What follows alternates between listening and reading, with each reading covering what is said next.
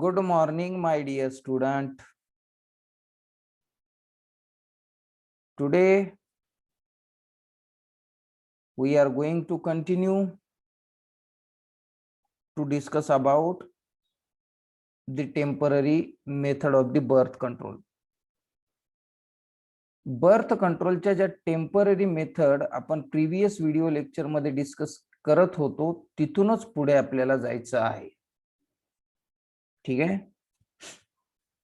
आपल्याला आज physiological devices ज्याला ओरल डिव्हाइसेस म्हणतो त्याबद्दल चर्चा करायची आहे. ओरल डिव्हाइसेस काय आहेत? गोळ्या. Physiological devices are used in the form of the tablet and we call that tablet as a pills.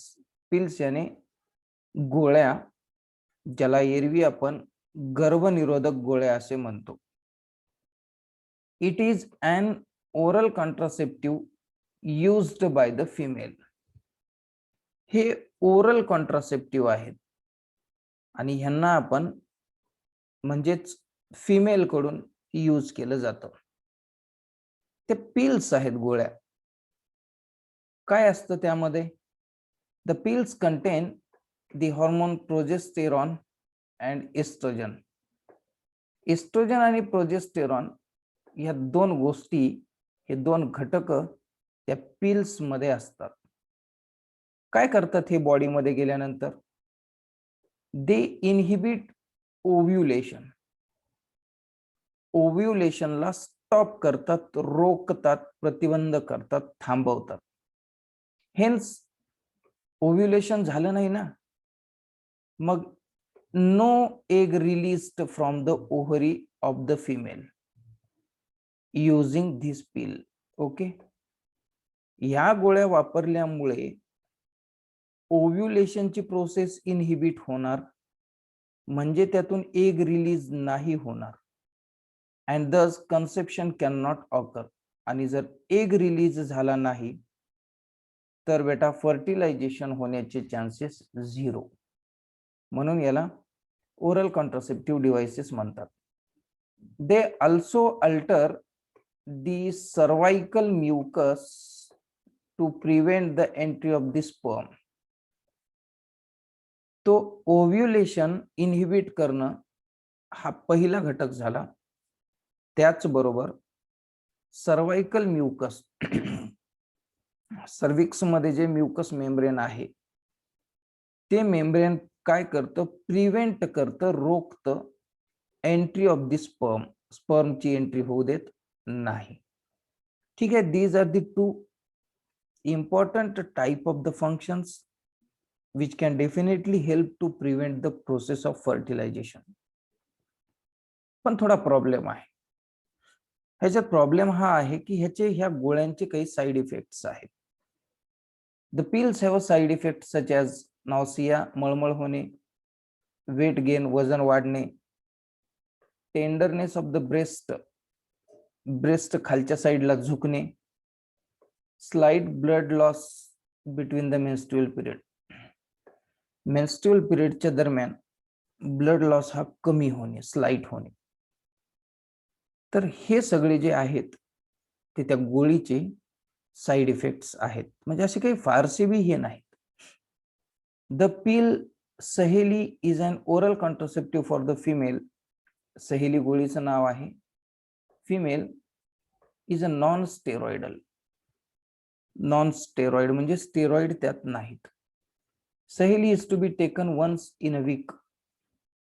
ही जी टॅबलेट आहे, ही जी पिल्स आहेत, ह्या pills taken once in a week, week मध्ये एकदा घेतल्या तरी चालतात. These pills are sponsored by the government. आणि ह्या जी पिल्स आहेत यांना स्पॉन्सर करतं गव्हर्नमेंट. म्हणजे प्रायव्हेट मध्ये आहेत पण याला स्पॉन्सरच गव्हर्नमेंट करतं, त्यामुळे सिक्युरिटी वगैरे भरपूर आहे. आता खऱ्या अर्थाने आपण संपवले मुलांनो हे आपलं काय म्हणू आपण की जे बर्थ कंट्रोल मेथड ह्या टेम्पररी होत्या त्या. तर एकंदरीत आपल्याला दोन प्रकारच्या बर्थ कंट्रोल मेथडची स्टडी करायची आहे. त्या परमनंट होत्या त्याची आता स्टडी करायची, ज्या टेम्पररी होत्या त्याची आपली स्टडी संपलेली आहे. Right now we are moving to the, ठीक आहे.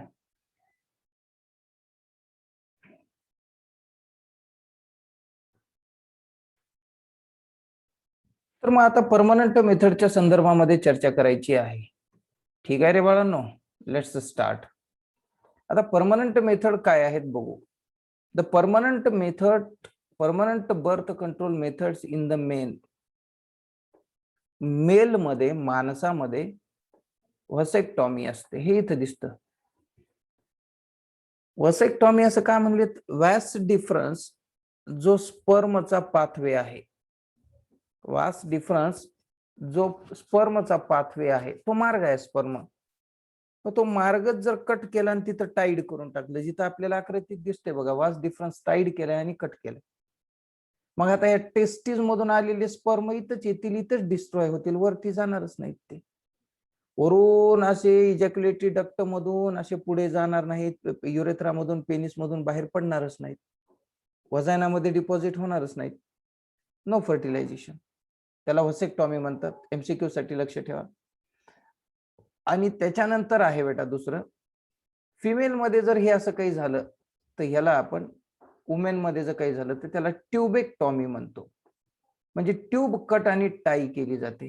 हे बघा, ही ट्यूब फॉलोपियन ट्यूब आहे, इथे अँपुला असतो, ही ओव्हरी आहे, ओव्हरी मधून ओहम किंवा सेकंडरी ओसाइट किंवा एग सेल, ऑस्टियम मधून, फॉलोपियन ट्यूब मधून, इन्फंडिब्युलम मधून अँपुला पर्यंत जाते. आणि जर समजा स्पर्म येण्याचा मार्ग हा कोणता आहे, तर हा आहे फॉलोपियन ट्यूब. इथंच जर कट करून टाकून टाईड केलं तर ह्याला म्हणतात ट्यूबेक्टॉमी. ट्यूब याने फॉलोपियन ट्यूब, टॉमी म्हणजे त्याला कट अँड टाईड. सोपं आहे. ठीक आहे. ट्यूब वरून लक्ष ठेवा की फॉलोपियन ट्यूब, आणि वसे वरून लक्ष ठेवा की vas deferens. Okay, these are surgical methods. आता या सर्जिकल आहे, शस्त्रक्रिया आहेत ह्या. Also called as a sterilization. याला स्टेरिलायझेशन सुद्धा म्हणतात, कारण हे शस्त्रक्रिया आहेत.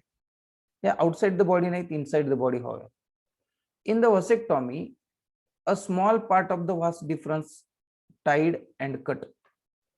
या वास डिफरन्स मध्ये, वसेक्टॉमी मध्ये वास डिफरन्स जो आहे तो टाईड केला जातो, कट केला जातो. ठीक आहे. ओके. ट्यूबेक्टॉमी मध्ये काय होतं, small part of the Fallopian tube जो आहे तो सुद्धा टाईड आणि कट केला जातो.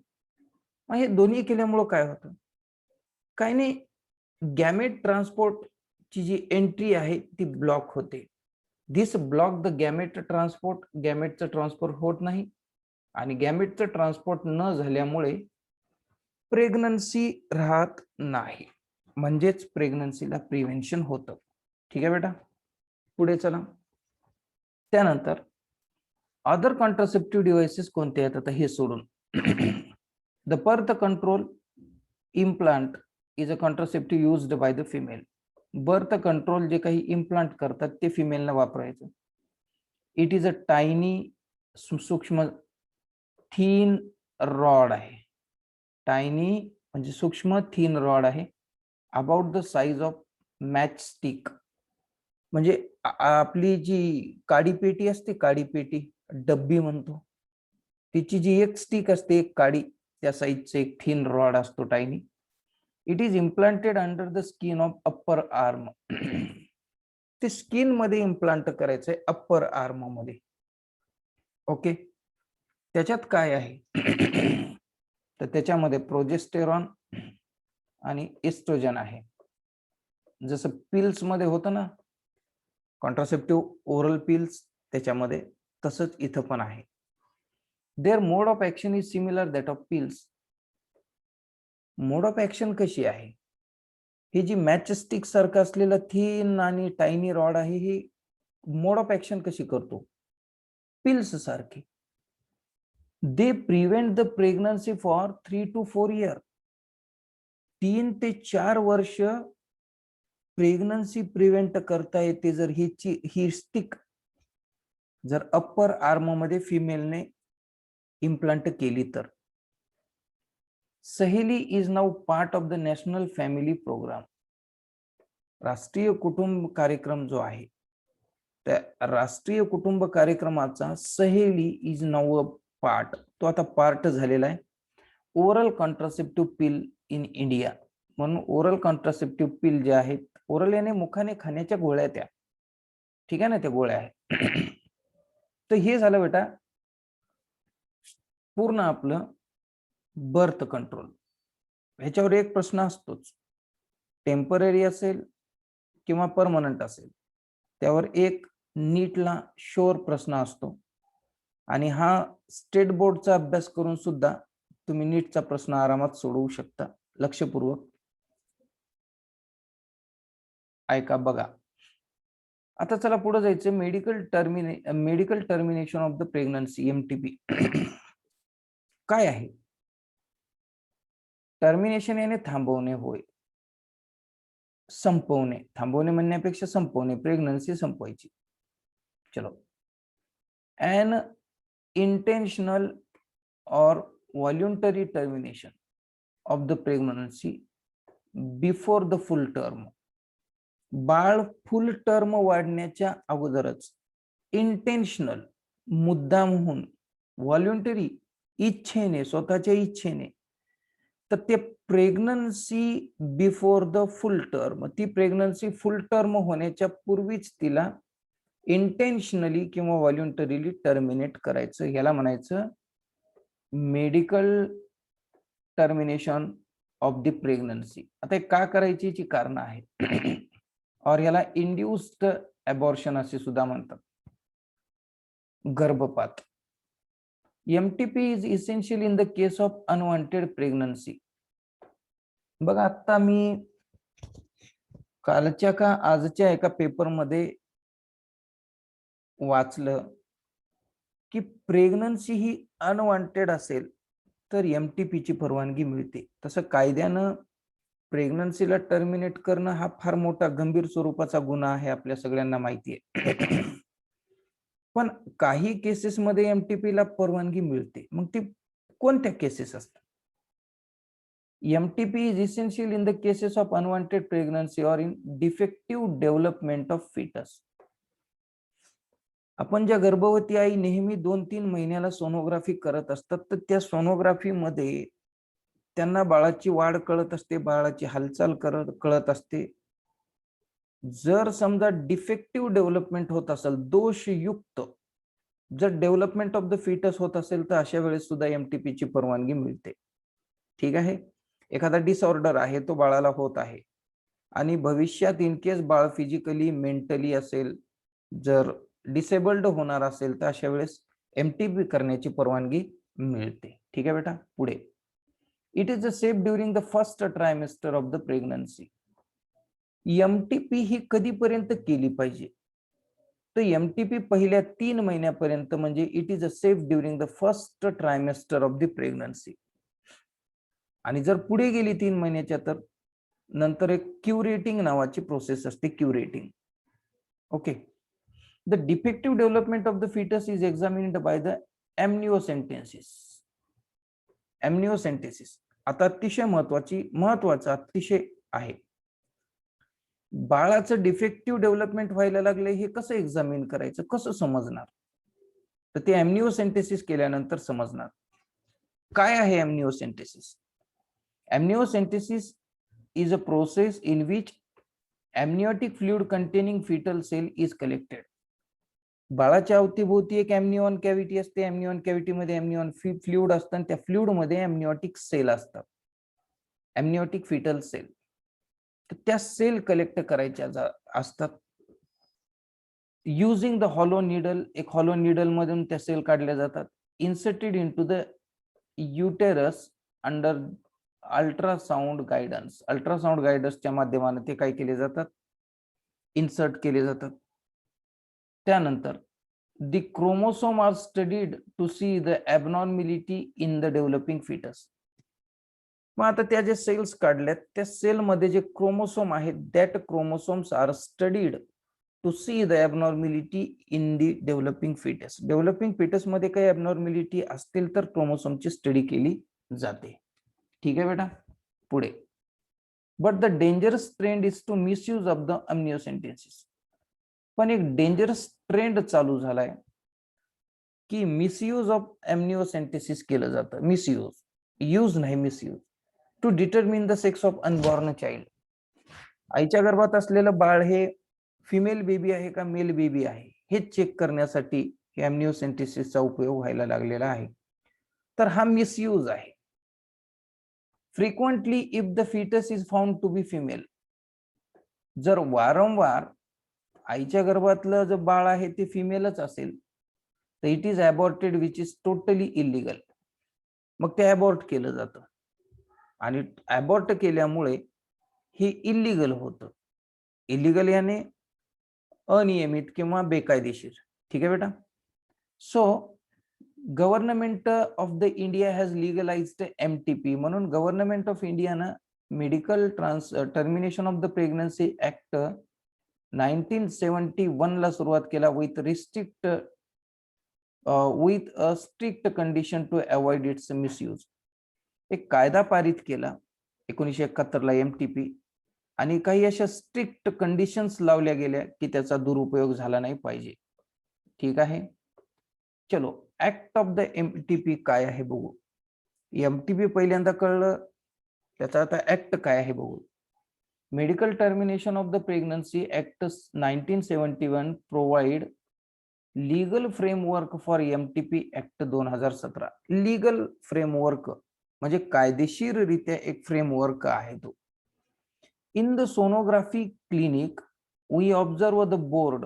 आता सोनोग्राफी जिथं असते तिथे एक बोर्ड ऑब्झर्व करतो आम्ही. काय की sex selection and detection is not done in this centre is a punishable under the PCPNDT act. आमच्या इथे सेक्स सिलेक्शन केलं जात नाही आणि त्याचं डिटेक्शन पण, गर्भलिंग चाचणी आमच्याकडे केली जात नाही या सेंटरमध्ये. आणि हा एक गंभीर स्वरूपाचा गुन्हा आहे अंडर द PCPNDT ऍक्ट. आपण एरवी ना कुठल्याही हॉस्पिटलमध्ये गेलो तर आपल्याला असा बोर्ड दिसतो की आमच्याकडे गर्भलिंग चाचणी केली जात नाही. हा कायद्याने गुन्हा आहे, PCPNDT ऍक्ट. बघतो ना हे board. Okay. Medical termination of the pregnancy act 2017 under the section 3 of the MTP act was enacted by the government of India. Government of इंडियाने हे सगळं केलेलं आहे. ठीक आहे बेटा. द इंटेन्शन काय, उद्देश काय MTPचा.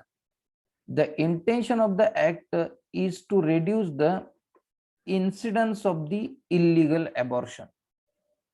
अवैधरित्या, बेकायदेशीररित्या ज्या अबॉर्शनच्या इन्सिडेंट घडत आहेत, घटना, त्या रिड्यूस करायच्या, त्या कमी करायच्यात. हा उद्देश आहे ह्या MTPचा. And consequent maternal mortality. आणि तसेच मॅटर्नल मॉर्टेलिटी म्हणजे आईचा जो मृत्यू दर आहे, गर्भवती आईचा मृत्यू दर, तो बी कमी करणे हा उद्देश आहे. कशाचा, तर MTPचा. As per the provision of the MTP. आता प्रोव्हिजन याने त्यात सुधारणा झालेल्या आहेत त्या. As per the provision of the MTP act only the consent of women whose pregnancy is being terminated is required. फक्त त्यामध्ये काय आहे की वुमनने म्हणजे स्त्रीनेच सांगितलं पाहिजे की काय जे आहे ते प्रेग्नन्सी संदर्भात. According to the MTP act pregnancy may be terminated. MTPच्या ऍक्ट नुसार कुणाची प्रेग्नन्सी टर्मिनेट केली जाते.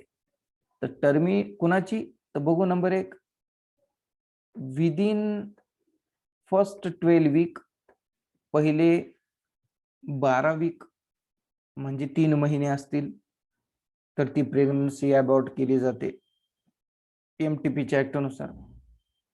मोर than 12 weeks but lesser than 20 weeks. 12 week पेक्षा जास्त पण 20 पेक्षा कमी. The registered medical practitioner opinion is mandatory. Registered डॉक्टरची प्रॅक्टिशनरची ओपिनियन हे सक्तीचं आहे, मॅन्डेटरी आहे. ओके बेटा. Stating the continuation of the pregnancy would involve risk to the life. आणि त्यांनी असं स्टेट केलं पाहिजे, त्या डॉक्टरना मांडलं पाहिजे की जर कंटिन्युएशन ऑफ द प्रेग्नन्सी केली तर involve the risk of the life of the pregnant women and the ग्रेव abnormal physical and mental health or is substantial risk to the child. म्हणजे डॉक्टरना सांगायला पाहिजे की जर अशी प्रेग्नन्सी कंटिन्यू केली तर त्या वुमेनला, प्रेग्नंट वुमेनला फिजिकली, मेंटली हेल्थला किंवा सबस्टेन्शियल रिस्क चाइल्डला होऊ शकते असं जर सांगितलं तर परमिशन मिळू शकण्याचे चान्सेस आहेत. ठीक आहे बेटा. हे होतं एमटीपीच्या संदर्भातलं. आता जायचंय आपल्याला बघायला सेक्शुअली ट्रान्समिटेड डिसीजेस. असे डिसीजेस लैंगिक संभोगानं पसरतात. चलो, एसटीडी आपण त्याला म्हणतो. डिसीज और the infection which are transmitted through the sexual intercourse. आता असे डिसीज किंवा इन्फेक्शन जे सेक्शुअल इंटरकोर्समुळे मेलकडून फिमेलकडे किंवा फिमेलकडून मेलकडे येतात तर त्यांना सेक्शुअली ट्रान्समिटेड डिसीज म्हणतात. परत व्हेनरल डिसीज सुद्धा म्हणतात आणि रिप्रोडक्टिव्ह ट्रॅक इन्फेक्शन RTI असे सुद्धा म्हणतात. कळलं ना?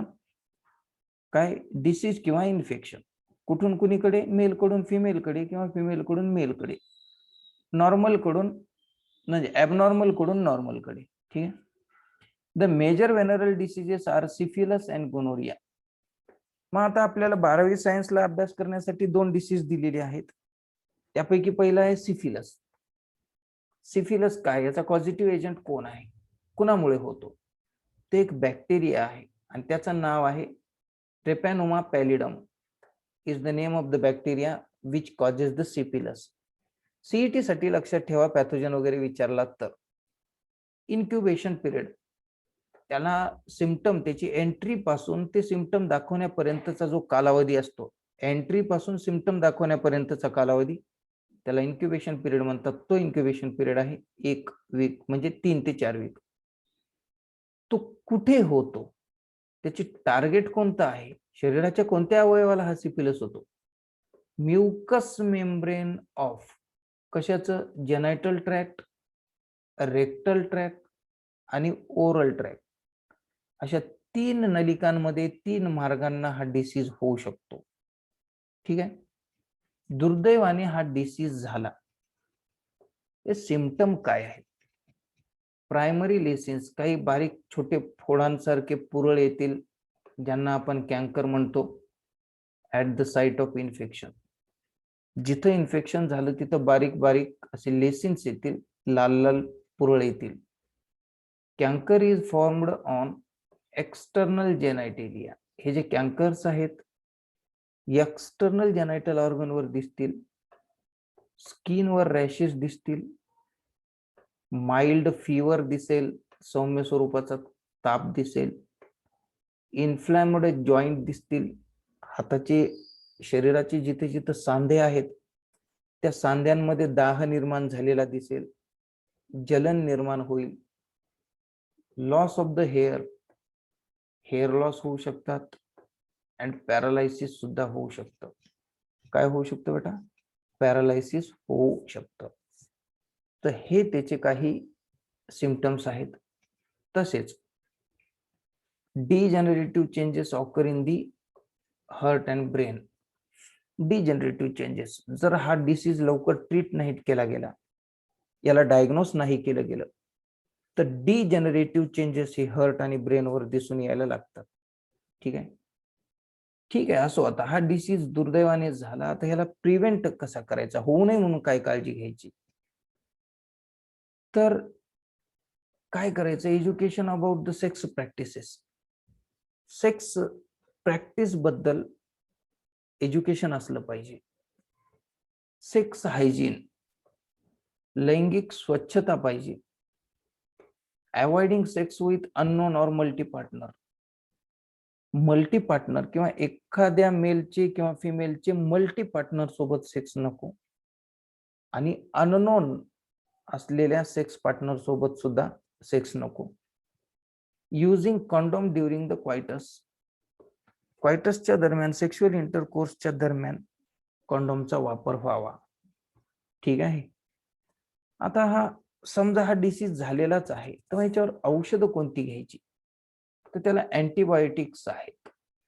उदाहरणामध्ये पेनिसिलियम हे एक औषध आहे किंवा एक अँटीबायोटिक आहे, जे अँटीबायोटिक या डिसीजवर काम करतं. हा होता एक प्रकारचा डिसीज. ठीक आहे बेटा. दुसरं गोनोरिया. आता याचा पॉझिटिव्ह एजंट कोण आहे, कुणामुळे होतो, पॅथोजन कोण आहे? निजेरियाई गोनोरियाई हा कोण आहे? बॅक्टेरियाच आहे. याचा इन्क्युबेशन पिरियड पुन्हा एकदा कळलंय. Entry of the pathogen into the body till the symptom of that particular disease. तर हा जो पिरियड असतो ना, त्या पिरियडला आपण इन्क्युबेशन पिरियड, तो मेल मध्ये 2 to 14 डेजचा आहे आणि फिमेल मध्ये 7 to 21 डेजचा आहे. नॉर्मली गोनोरिया हा मेलला पण होतो आणि फिमेलला पण होतो, आणि हा बी सेक्शुअली ट्रान्समिटेड डिसीजच आहे. ठीक आहे. पुढे इन्फेक्शन हा कुठे होतो, शरीरातल्या कोणत्या अवयवांना, ह्याचं टार्गेट काय आहे? इथं सुद्धा म्युकस मेम्ब्रेन आहे. कशाचं? युरिनोजेनायटल ट्रॅक्टला होतो, रेक्टमला होतो, गुदद्वाराला, थ्रोटला होतो आणि डोळ्यांना पण होऊ शकतो हा डिसीज. ह्याचे टार्गेट आहे इथलं म्युकस मेम्ब्रेन.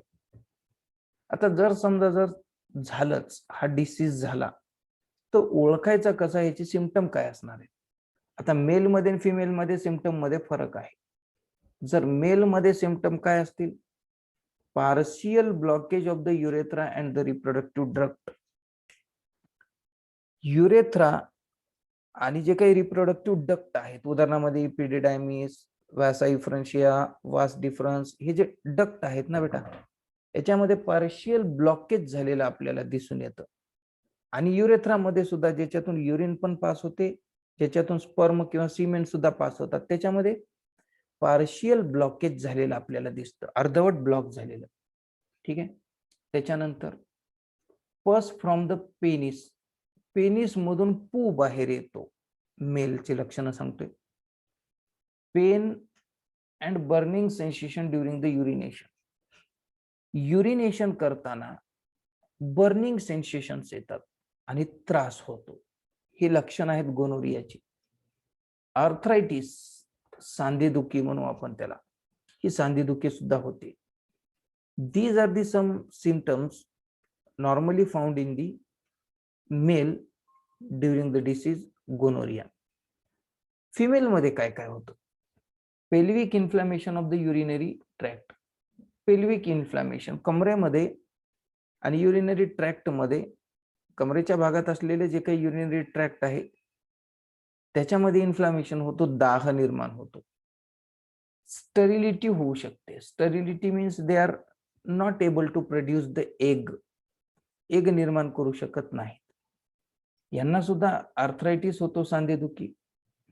ठीक आहे. पुढे आता एक महत्वाचा डिसीज आहे, हे MCQ ला नीट मध्ये काही वेळेस आलेला प्रश्न आहे. The children born to the affected mother from. ठीक आहे. तर ज्या अफेक्टेड आईला चाइल्ड होतं, त्यातल्या त्यात मुलगी होते, तर अशी मुलगी गोनोकॉकल ऑफ्थॅल्मिया आणि गोनोकॉकल वुल्वोवजायनायटिस नावाचे 2 डिसीजेस होतात गर्लला बिफोर प्युबर्टी, प्युबर्टीच्या अगोदर. हे खूपच छान लक्षात घ्या की ज्या आईला गोनोरिया झालाय, अशा आईला जर मुलगी झाली, तर त्या मुलीला गोनोकॉकल ऑफ्थॅल्मिया किंवा गोनोकॉकल वुल्वोवजायनायटिस नावाचा डिसीज होतो, तो पण प्युबर्टीच्या बिफोर.